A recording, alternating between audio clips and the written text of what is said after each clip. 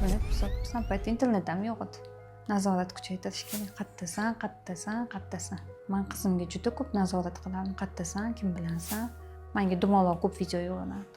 Mashtaman. Agarda bitta bola bilan gaplashsang, 4-etagida tashlab yuboraman degan qizimga. Hech qachon gaplashmagan bolalar bilan. Takzi o'g'limga ham aytaman. Men u qizimni gaplashishi, o'g'limni gaplashishi mayli qo'yavering. Yoshlar gaplashadi. Bolalarim yuragiga siqilmasin deyman. Chunki yarashadi, urushadi. Nima qiynaladi? Yuragi qiynaladi. Bolalarim yuragini qiynalishini hech qachon xohlamayman. Ota-ona ana o'rtasidagi rishtani kesib tashlash kerak-da.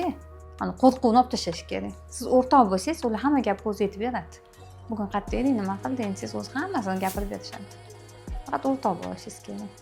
Bo'layotgan ish xato, bu ishing to'g'ri deb ona yo'lga boshlab tursa, ular ham o'zi sekin hamma gapni gapirib beradi. Bola qo'rqib tursa hech narsa gapirmaydi. Nazoratdan ham chiqib ketib qoladi.